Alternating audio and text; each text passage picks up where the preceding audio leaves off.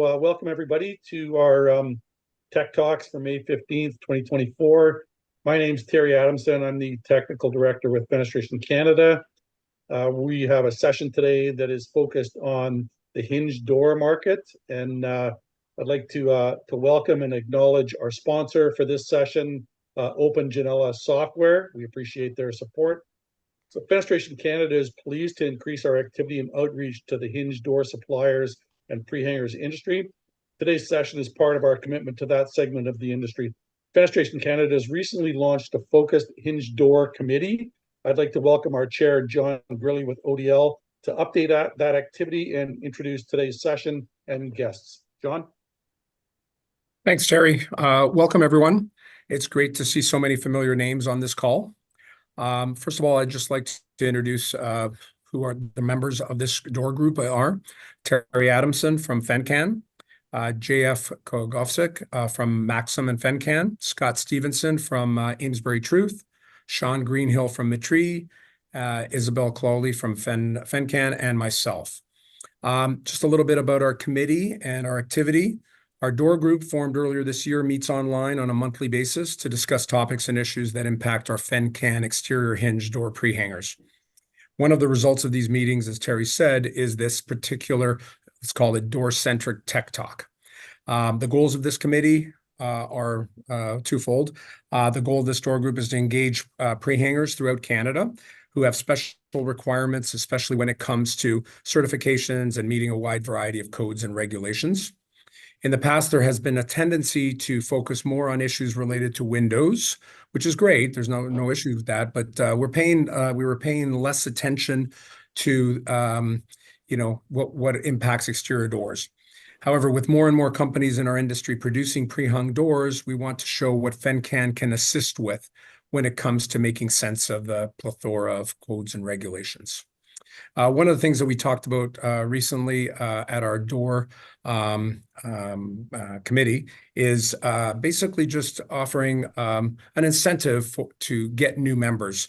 FenCan is over 300 members strong and is the preeminent voice for the fenestration industry in Canada. As we all know, there is strength in numbers, so our door group is running a new membership promotion campaign whereby any new member who signs up with FenCan before the end of May will receive 50% off their first year of membership. For more information on this promotion, please reach out to Isabel. Also, please visit our FenCan website to better understand the many benefits to becoming a member of our organization. Right now, I'd like to introduce our moderator or presenter for today. It's JF, but I'd also like to just previous to that, we also have a couple of other guests, Bobby Tanguay, who's with NAMI, and also Christian Hernandez, who's with Veritas. So welcome aboard. So I take great pleasure in introducing our presenter for today, Mr. Jean-François, better known as JF Kogovsek of Maxim Marketing. He will be facilitating both sessions today, first in English and following in French at 2 p.m. President of Maxim Marketing, Jean-François is recognized throughout North America in the areas of strategic and operational marketing for the window and door industry. In addition to his core business as being a consultant, and along with a rich and storied 40-plus year career in the fenestration industry, JF has found time to serve as a member of the FenCan Board of Directors, chairman of the Education Committee for 4 years, along with being a member of various other committees at Fenestration Canada. JF is an excellent communicator who has been invited to be a subject matter expert presenter at numerous conferences, along with being called upon as a training facilitator within our industry. We are lucky to have JF with us here today to share his extensive insights and knowledge. I would ask that you please hold your questions for JF till the end, or any of the other participants till the end of each session, by either writing into the chat or using the raise hand feature. Without further ado, I present to you JF. Thank you, John. Thank you. Thanks a lot for the introduction.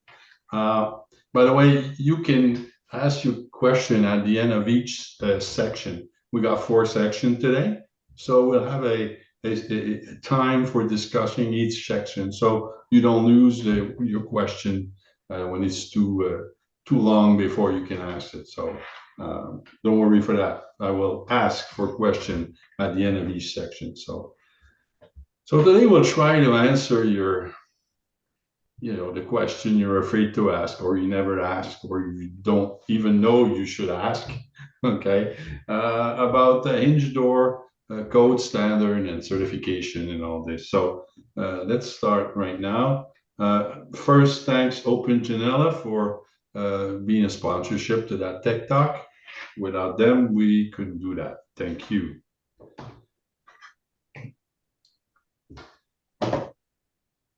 Okay, so overview of the meeting today. We're going to talk about the Energy Star certifications. There's a new path this year that was existing before, but not as easy to get certified with, and it's the CSA path. We know all NFRC path. Now we got the CSA path. That path was facilitated with new certification bodies in the field. So we'll talk about that. We'll talk about some code changes in 2020 code. 2020 code is not in power in all of Canada, but still changes are coming. So we better know in advance what to look for. We're going to talk also about accessibility. That was changed there too. So we'll look at it. And a new part in the code, National Building Code, is what they call assembly occupancies. So we'll look at that too. So these are the topics today, and we'll try to explain with clarity. Thank you, Eddie. And again, if you have question, just wait for the end of the section and just ask it. Okay, let's start with that. There's a new, it's not exactly new, but it's a new way to get certified in Canada. So let's talk about first the one we know, I think more, is the NFRC program.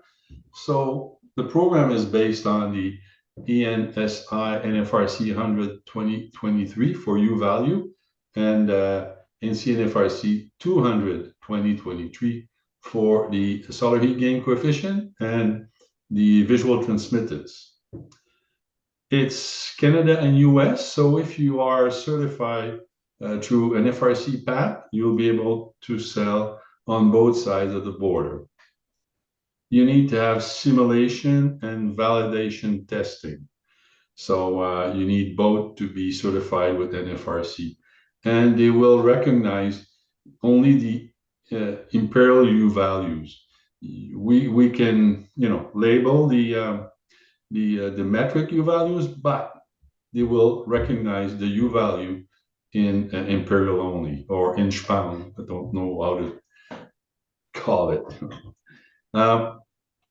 In that, with NFRC certification, you need to do to open an account with inspection agencies. There are multiple, but it's mandatory. I'm calling about NAMI, Keystone, ALI, and others.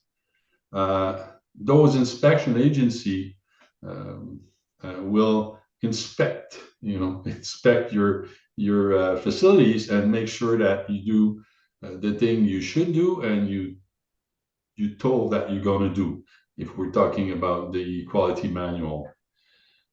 We can use a default or specific door frame and door light frame. Both are authorized. So you can have your own door frame, I mean the sill, the jambs, and the head, and go on test with it. Or you can use a default frame from NFRC and make your testing, simulation, and validation. Both are authorized, okay? You need a quality assurance manual. This is required. NAF test report required in Canada for Energy Star certification. So you have to have a NAF test report done with your system or with the system of the supplier you have, and you can piggyback on them with their authorization, and make sure that be sure that the inspection agency will make sure that you're buying the right system that you're saying you do. So both are, that's how you do it. Matrix labels are authorized. So you know those labels for doors that are with different choices, you have to circle the good one. It's still authorized for the moment. They're discussing if they're going to continue to authorize it or not in a couple of years from now. The reissuing of a manufacturer simulation and validation reports are also authorized. So if you have an organization like, I don't know, ODL or Novatech, or these guys are making their testing, you can use their result and piggyback on it and reissuing the report under your name. It's authorized from the NFRC point of view. And Christian and Bobby, if I'm wrong, just get in, okay? Thank you. You're the experts. Renewing cycle is 5 years from the date of the validation test. I want to make sure something here that is understood is that if you use the report from your supplier and he did the validation test, say 2024, so 2029 will be the time you have to renew. But if you get in the program in 2027, it's going to be still 2029. Because some people, I would say, just come in the program and say, okay, I'm going to use my supplier test result and piggyback on it. It's okay. But say if there's only 2 years left on the 5 years to renew on the, I would say, the validation testing, well, in 2 years, you have to redo it, okay? It's not the time you did it, the pre-hanger, but the time was done by the manufacturer.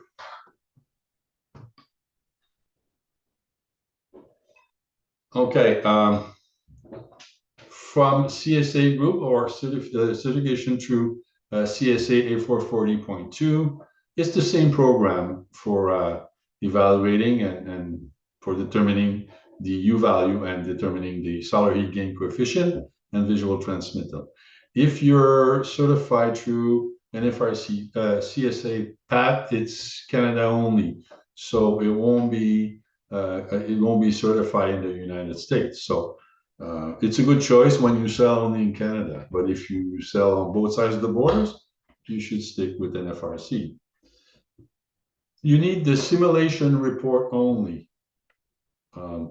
You don't need a validation report for this one, only simulation. And only results in metric are recognized by, I would say, NRCan when you certify with CSA. So that's the metric compared to Imperial for NFRC. ER values are mandatory, okay? But we'll see that for the hinge doors, they're not. So we'll look at it for NFRC. We'll look at it after. Inspection agency are mandatory again, same thing. That's why it's not in bold. It's for the two pathway. Certification bodies are like CSA, NAMI, and Keystone. Okay, we talked about the inspection agency before. There is some inspection agencies that also do the certification now. That's the new thing, you know, to certify with CSA A440.2. So these guys are able to do it. So there will be and your certification bodies and your inspection agencies. Again, default and specific door frame and door light frame are authorized. Quality manual is also required. NAV test report are mandatory for the E-Star certification. You have to have your certification, your NAV test reports to be able to be uploaded on the NRCan website. Matrix label are non-authorized. So you have to have a label product by product separately. Reissuing of a manufacturer simulation report is authorized, like for NFRC. And certification cycles may be slightly different depending on which certification body you do business with. So that you have to check with them. Let's label per NRCan requirement now. Okay, so if we say you certify CSA, well, you need the Energy Star certification mark, of course. You will have to have the text saying that do not remove until final inspection. I know it's sometimes tough because the inspection is late or take time before they go. So this label stick on the door. But by experience, I would say do not take them out, because if you take the label out, you put it in like in a file, and with the invoice of your supplier or installer, whatever, lots of time the inspector won't accept it. Some people will take a picture with the label in. Some inspector won't accept it either. So if your customer wants to have their money from a grant or anything, they have to leave it on the door. Performance in metric, and also the ER should be there, as you can see here. So all these are in metric. Well, I mean, the U value and we need also, why we need the NAF test is because to calculate the ER, we need the air exfiltration rating. The brand name, your name, the company name, model operator type, example, side hinge door. Model's frame type, example, again, vinyl clad wood. And the certification, the logo of your certification agency or body. Continue, it's not done yet. Okay. And this is mandatory. The number of layers of glazing, example, triple glaze. It wasn't mandatory, or it's not when you do the certification with NFRC. Am I right, Bobby? Is it okay? I think that's what I... Oh. It was mandatory with NFRC too. You have to specify if it is a dual or a triple. Okay, you have to specify everything now on both sides. Okay. So you have to talk about the cavity, while it's filled with argon, with krypton, with air, whatever. If applicable, the low-E coating on the surface 2, surface 3, 5, and the thickness of the coating. If applicable, the generate height of the internal grill, if you do have internal grill. Model's unique model code, NRCan reference number. So, and the both can be, usually we have the you can have the NRCan number, or you can have the certification number. Okay. The test standard to which the model was certified, and you have to do it. I think I had a call from Bobby last week saying it has to be the right program, the right CSA used to certify. And the text disclaimer saying there's no warranty of anything from it. Difference with NFRC and CSA in Canada. Well, the ER is not here anymore. It has to be on top there on the NRCan section. There is no requirement of a hinge for that on the hinge door inside that label. So with NFRC, you don't have to put it when you're talking door and side lights. The U factor will be in imperial, inch pound. And if you want to convert it to a metric, like you want here, you have to take the 21 converted, 0.21 converted into metric would be 0.21 multiplied by 5.678. But you have to start with the 2 digits. We'll see it a bit later. Also a question that is asked, people ask me a lot of time. There's new, I would say, unusual model. I know it's the trend. But now we see more and more the 764. That's usually a side light going in a door, sometimes two in a door, or you got like a tree light of 2318. This is more and more, I would say, trendy. So, but it's like unusual. We cannot, it's tough in advance to say which one is what, but to make sure that we're okay with the labeling, we use that table from an FRC who's talking about the size or the surface of the door glass. So in this case here, a 764 equal 448 square inches. So it's considered to be a half light in a door, and it would be a full light in a side light. That's the difference. So you take the result of the same model family door glass that you have in doors, and you apply it to this one. Same thing if you got 3 times 23 by 18, it's 1242. So it would be a full light model in the same of the model of the same family. That would be the result. Okay, there's a calculation authorized by CSA 440.2 to calculate the air leakage on the system. That I've learned that this year, and it sometimes creates some issues that we'll see. It's in the CSA 440.2 that 22 we say for the purpose of ER calculation. Remember, with CSA you have to have your ER rating.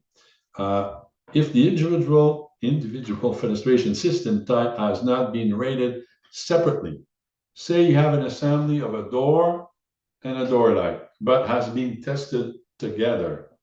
For NAF, it's okay.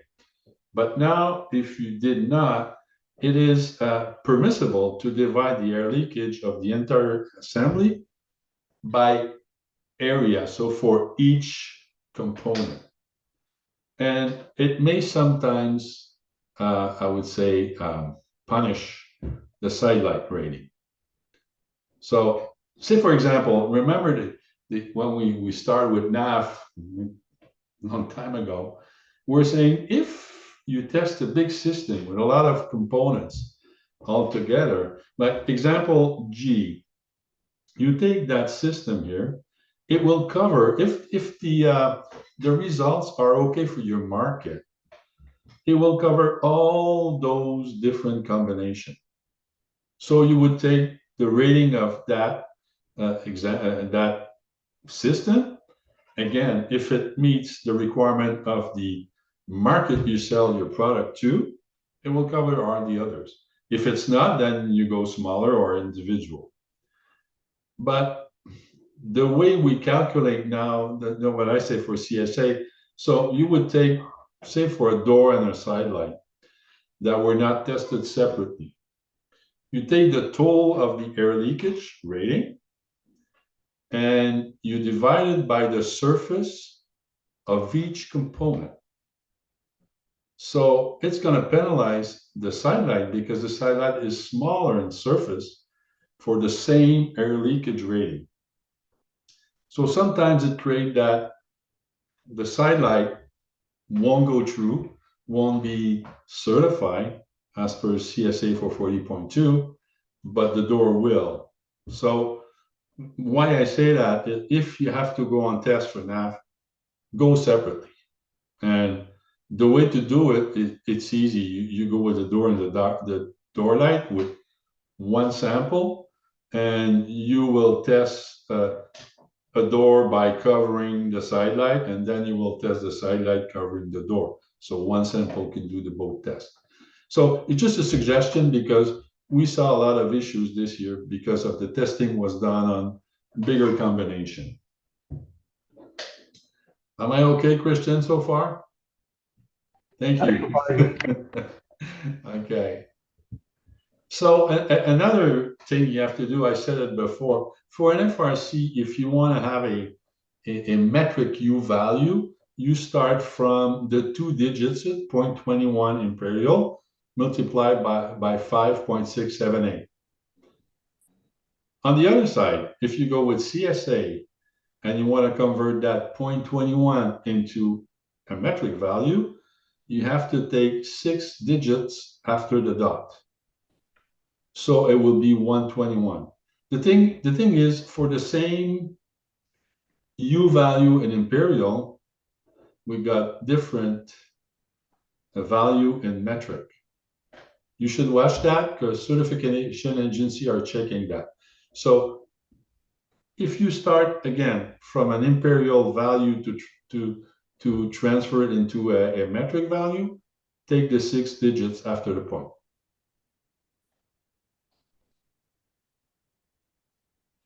Any question and any discussion? I know it was a bit hard because a lot of data, but this is the big thing this year, CSA versus NFRC certification. A lot of question, and we all have learned doing it. It's the first year that it's really like open like that, so we had to learn a lot about it. JF, we do have one question. Does the NAFS test size need to match the NFRC gateway size? I think you would have to match the NAF gateway side. Yeah. Now I don't know off the top of my head. NFRC. Yeah, if those two sizes are similar, I don't know off the top of my head. If they're different, I would say the NAF would be the one determining the size, I think. Yeah, for air leakage testing for sure. For air leakage testing, yeah. Yeah. Okay. Any other question? Yep, another one here. Do you need to be CSA certified for air water structural, not just thermal performance, or just a NAFS test report? I can actually field that. If we're talking just about NAFS for building code, there is not a requirement in Canada to be certified for air water structural performance under NAFS. You just have to have a report. Yeah, you don't have to be certified. You're right. Just have to have the report with your system. Right. Or piggyback from a supplier system that did it with the same components. I mean, yeah. Okay. Continue. Yep. Okay, code changes. There is some, not a lot, but code changes targeting the doors, and that's what we're going to look at. We did a presentation, I think 2-3 weeks ago in Atlantic, but we talked about window and doors, but this presentation is specific to doors. So we're going to look at it that way. So that's new in the new building code, is that now they recognize or they refer to the CAN CGSB 12.117 for safety glazing. It's now in the National Building Code. It was not before. The focus is they want to minimize the cutting injury caused by glass with, an impact with a human. Okay, that can happen. The previous version dated was 1990, so we're far from it. Harmonized. One of the goals is to harmonize with the U.S. standard and CZ 97.115, and includes also organic coated and plastic glazing, in addition to laminated glass. And there's a new classification and label requirement, but that's more with the, I would say, the safety glazing supplier that will have to mark the glass. Am I right, Terry, on that? That's because I never saw someone, putting a label, a pre-hanger putting a label of safety glazing on it. It's usually be etched into the glass. In the glass, yeah. Yep, etched into the glass by the glass supplier. Yeah. Okay. So that's the new standard, or the standard that the code referred to, and they call it now safety glazing instead of safety glass. That's the new thing. Unfortunately, I think the code went out before they were able to look at the wired safety glass, because it's still authorized in certain condition. And we know that wired safety glass causes a lot of injury. So I presume that in the next code, it will be removed. But for the moment, still there, and we'll see where it's authorized and not. So,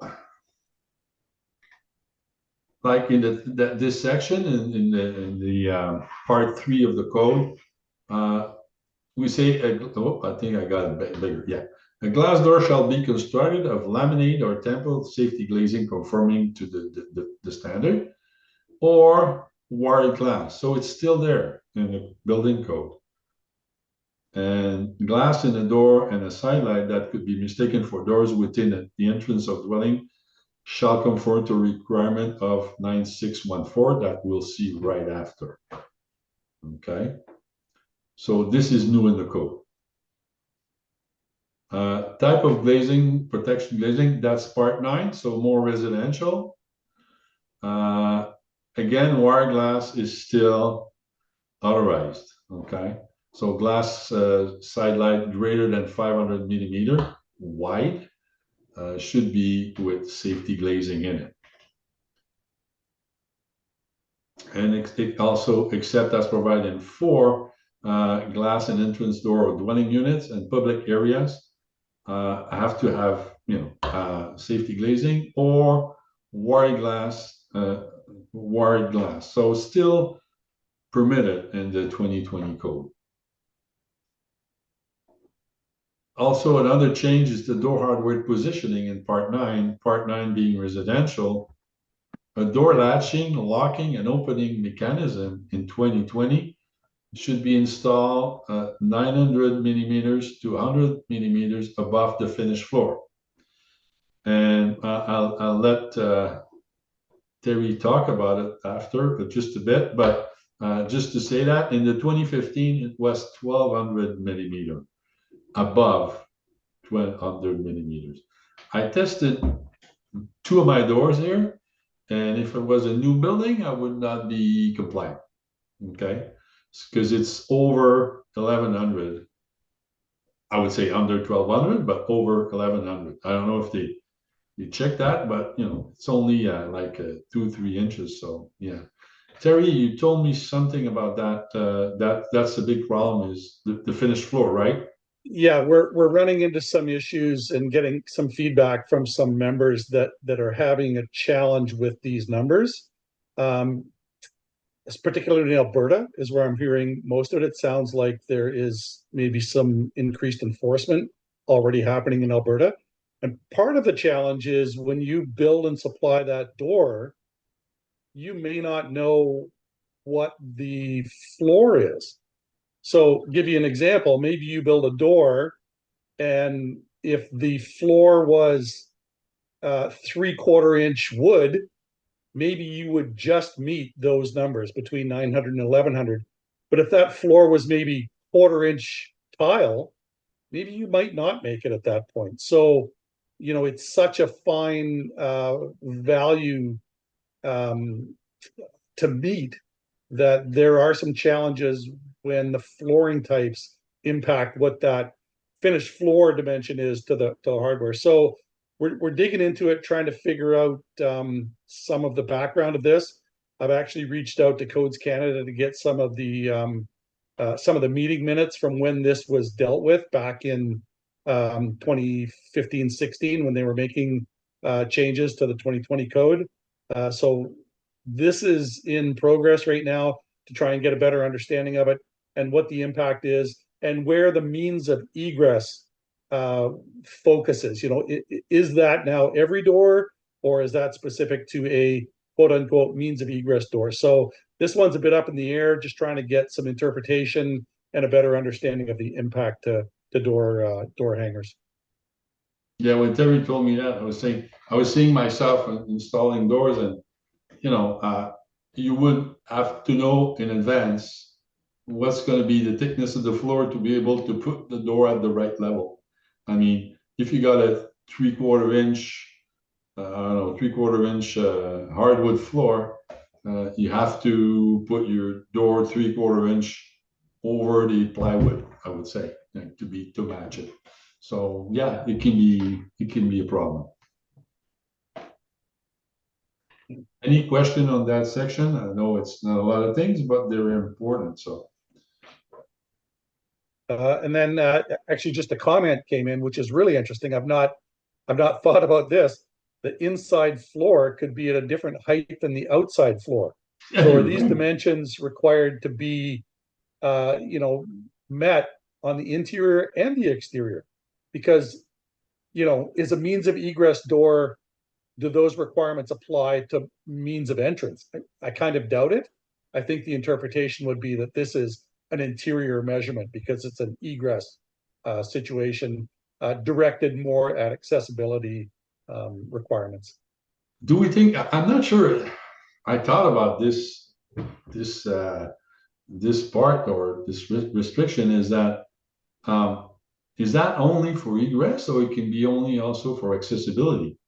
Well, because it person in a says, wheelchair or something like that. it specifically references means of egress. So I need to get a better handle on just Okay. exactly what doors we're talking about here. Okay. Okay. Oh, I got a comment, 1 second. Is that the latch strike height or the deadbolt height? My Both. understanding, it's both. Both.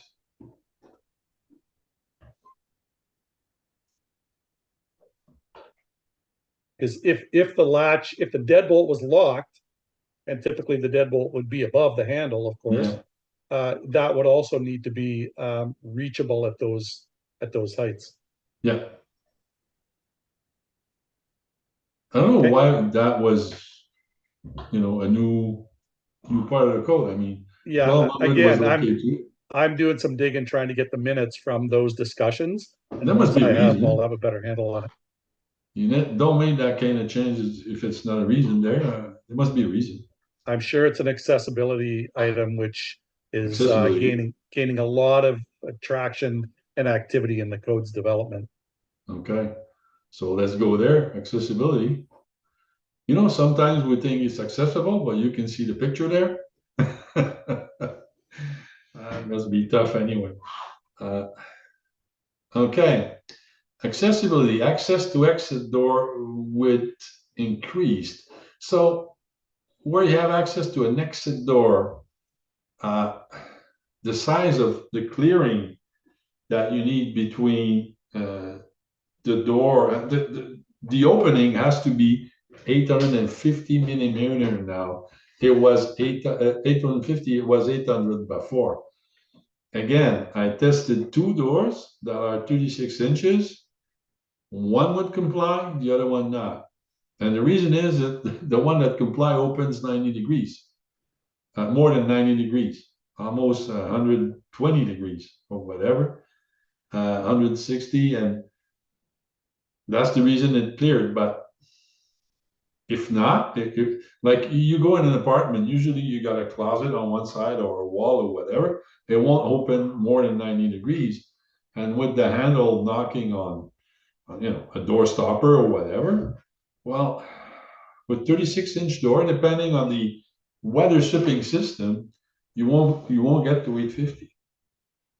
And I was talking to a door manufacturer. I say, you think you're gonna go to a 37-inch slab? And they said no. So people will have to work on the door jambs and see if they can do something there. It's an important change. It looks only 50 millimeters, but tough to get sometimes. So this is something you have to look at if you it's an access to exit doors, and it's in part 3, so it's more commercial or multi-dwelling, but big buildings. But still, you have to look at it if you sell to those guys. Also, all pedestrian entrance barrier free. Before 50%, not less than 50% of the pedestrian entrance building has to be without any obstacles. But now they're talking all except service entrance and entrance to suite has to be to barrier free. So we're talking now the sill, right? The sill also is a barrier if it's too high. So this is something you'll have to look at when you do into a multi-unit residential building. Is the sill considered a barrier, Terry?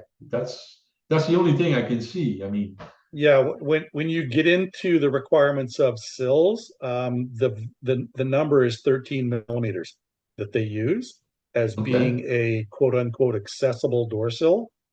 So that's where we're headed. As you said, this is not something that is applicable in single family homes at this point. No. But I think we're headed that direction. Yeah, and anyway, if you do business with multi-building, multi-unit, well, you know what it is. You need to have all the doors that are barrier free, except for suites and service entrance. Any question there? A couple of comments. Leeway asked, we were talking about the hardware heights. It was just a late comment on that, asking if it was the same for an 8-foot door. And yes, these are hardware heights. So it applies to an 8-foot door, 8-foot tall door. And then Sean mentions egress operating hardware height would refer to both deadbolt, thumb turn, and lever height, unless the deadbolt is interconnected or mortised simultaneous, in which case only the lever height would apply. So if you had a multi-point hardware where it was all operated with one mortise or one thumb latch or whatever that might be, multi-point handle operator, it would apply to that product. And then as a note to the accessibility, Adrian mentions that British Columbia, their accessibility changes have been postponed until their update in March 2025. So we'll be looking closely at what that's going to mean when we see those. Actually, they're there, but they've been postponed. So we'll be digging into those. Sorry. Yeah, of course, depending on the version of the code, but the purpose of saying all that or exploring all that is that it's coming, okay? Like Quebec just put in force the 2015 in their code, so it won't be for a couple of years, but you know what's coming, okay? You got time to prepare. That's one of the goals we have in Fenestration Canada, is make sure that everybody's on the same page and ready for those new changes. Assembly occupancies. This is a new part of the building code. Assembly occupancy means the occupancy of the use of a building or part thereof by a gathering of persons for civic, political, travel, religious, social, educational, recreational, or like purposes for the consumption of drink and food. So we're talking restaurant also. So again, when we're talking about wired glass, you cannot use wire glass in a assembly occupancy. This is forbidden. So yeah, because a lot of people can be there, in a panic or whatever, you can impact with a glass and get a lot of cutting from I would say a wired glass. So this is not permissive there.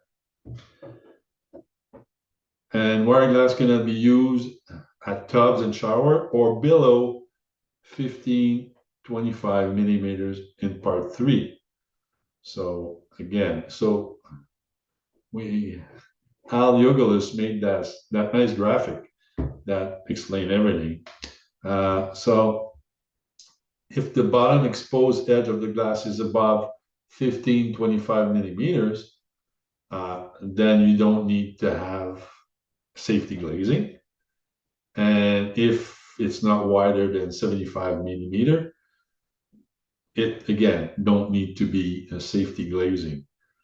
I don't know why they specify that, because I read this article and they're saying a sphere like a ball, I imagine, that cannot fit into 75 millimeters. I don't know. So I don't know why a sphere or whatever. So any glass above that is permissive, and safety glass excluding wide under that line. And we presume it's not written like that, that it's about the average person's eye level, 15-25. So that's about 5'6", 5'7". So yeah, that's where you have to use safety glazing, but not wired.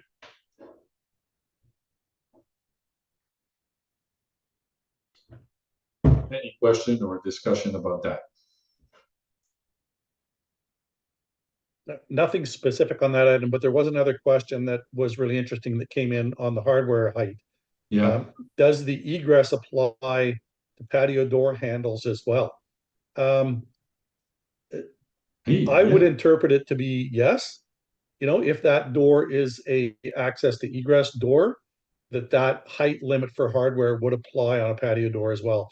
I would need to dig to confirm that because I don't recall it being referenced specifically to a type of door, but I would certainly expect that a building official would consider that height a requirement for a patio door latch as well.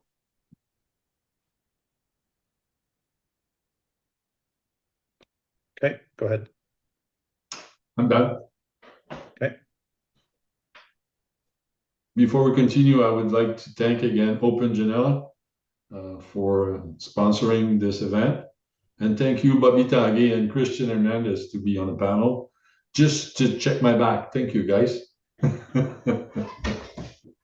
Okay. So we do have a couple minutes yet before we do the next session. Couple more questions, not related specifically to this session.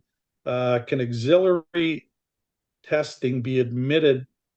Hang on a sec. Can auxiliary testing be omitted during NAFS testing and still get full NAFS report? I'm not totally clear on that. Does anybody else understand exactly what that is asking? Can auxiliary testing be omitted during NAFS testing and still get full NAFS report? Auxiliary What's testing. auxiliary? What's auxiliary, Terry? Yeah, I'm wondering if that is, you know, other items that are outside of air, water, and structural. And, oh, you mean the opening and closing for force 25,000 times? and yeah, you know, I would say, you know, I can't speak for the labs, but I would think that you would not get a NAFS report without completing all of the testing under the NAFS standard. Yeah, because I had a discussion lately with a lab, and they were saying, you know, do they need to be LC or only R? If only R per nav, well, you go 25, you know, 25,000 time open and close. But to go LC, it's 100,000. Right. Yeah. So if you don't need to be LC, if you don't need to be LC, don't go there because. Right. Yeah. Yeah. Yeah. It looks like the question is specific to cycle testing for doors. And yeah, okay. I don't believe you'd get a NAFS report without doing cycle testing as required by the class you're in. I can confirm because I tried. Okay, great. Okay, another one here. Must we understand the door thresholds of the future will have to have universal accessibility thresholds and meet NAFS performance? There is an awful lot of discussion about accessibility and changes that are coming. And part of those discussions are definitely looking at door thresholds. In those discussions, we have been pushing back, for lack of a better way of putting it, you know, and talking about the challenge to meet air water structural performance with low threshold doors, 13 millimeters and below. We're going to continue to push that case that it's extremely difficult to meet any level of performance using low thresholds.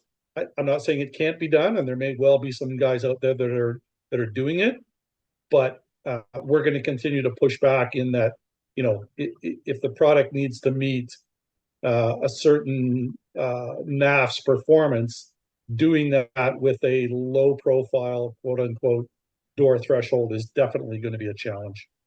But there's definitely a push for accessible entryways. So we'll see where it goes. And then another one here, need to do all tests to have an NAFS report. Okay, we're just confirming what we said there. Okay. Okay, any other questions?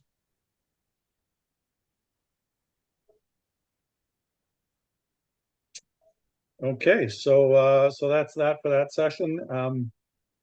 John, I don't know if you want to talk about the next one here, or if we want to just jump into it. Yeah, and the next session will be starting at 2 o'clock. So Gonna be in French. it will be in French. So anybody that wants to join us, that'd be great. But otherwise, thank you so much, panelists. Thanks, Isabel, for organizing. Thank you to everybody who's joined us, and we'll keep abreast of all of our members that are pre-hangers. We're going to have other tech talks and so forth, and keep the questions coming. Terry and JF and others as well can answer those questions, because there are quite a few questions that come up during the whole process, right? So Yeah, thank you for again. sure. I did get another question that's asking about a copy of the presentation. All of our tech talks are recorded, and they will be available on our website as well as on the Fenestration Canada YouTube channel. Usually within a couple of days, that happens, so you can watch for these presentations there. I did have a couple of other questions. Actually, we got a minute or two before you get into the next session. Does the building code require certification for door thermal values? So I could speak a little bit to that. The building code specifically does not require certification for thermal values that I'm aware of. I know that in British Columbia, we have what's called the BC Energy Efficiency Act. It does require certification for thermal performance. And also in Ontario, there's actually the Ontario, I think it's called the Ontario Energy Act. And it actually also requires certification, but to my understanding, there is even less enforcement of that than in the BC Energy Efficiency Act in Ontario. know, but it is there. for instance, in Quebec, there is Section 11, and there is requirement for thermal. But isn't that the section or the part 9.36 that's talking about energy efficiency? The code, because they're talking about tier performance now a lot. I mean, either or. If you're talking about energy performance compliance, there is not a requirement under the building code for certification of that. Oh, not certification. I always think, okay. Yes, yeah. Just another quick question before we go here. Does it matter which version of A440.2 I'm using? And I think you did actually comment to that, JF, right? You need to make sure that you are doing your thermal performance evaluation under the referenced A440.2. And if I'm not mistaken, the NBC is 17, if I'm not mistaken. Can you help on that, Christian? You have any? Well, basically for doing all the certification under CSA, they really look, the NAF is only used for air leakage, so infiltration and exfiltration values. We could use older versions of the NAS as long as the inspection agencies are okay using older versions, because the calculation, the math is exactly the same for all of them. Now, the inspection agency can be a little bit more stringent, saying, no, we need to use the 22. That's what we usually ask the clients to have. But in reality, not really. So that's for NAFs specifically you're mentioning. That's a really interesting point, actually, that you mentioned NAFs 22, because NAFs 22 is not actually referenced in the National Building Code or in any of the provincial codes at this point. So that's really, because I've had some inquiries about what should I test to. Should I test to 22?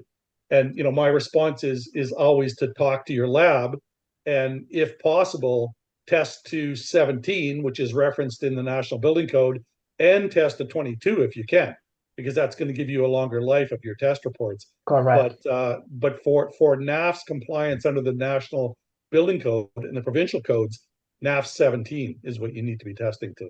Yeah, that is the discrepancy that we have right now, is because the building code hasn't catch up with the current standard of the A440.2. Yeah. But Yeah. just, it was a question for NAF or was it? No, it was actually for A CSA for 40.2? 40.2. Right, I think it's 14 is the current version, isn't it? Or is it 17? I'm not sure. Well, we got 17 and 22. 17 and 22. Yeah, For 17 A for and 22. Yeah, Okay. that's no reference at all with the building code. It's just, CSA 440.2. It's doesn't have to be referring to code to get Energy Star certification. Not for Energy Star, but under the Yeah. building code, though, there would be a specific version referenced. And Yeah, but the you code would being need- 2020, I'm sure 2022 is not in. I mean, No, I'm sure it's not as well, No. so. it's going to be there Okay, in I 2030. actually got a couple of more comments, and now I'm getting into your next session. If a door is attached to a large assembly of glass, like windows, do all the pieces of glass need to be tempered or just the ones below eye level? That really gets into specifics, and we would need to look at, sort of a set of drawings of that project to actually provide a clear answer on what it is. I mean, there are some clear definitions, but there's also some interpretation of where safety glass is required in a dwelling unit. We actually have a committee looking at that right now because there is a lot of discussion going on about safety glass and guard load requirements in dwelling units. So I'd be happy to look at that in more detail for you, but to answer it would require looking at a set of plans. And then recommend testing to both 17 and 22. Yeah, 22 be referenced in 2025. Yeah. Absolutely. Okay, that's it for questions. JF, I'm going to leave it to you to move on to your next session.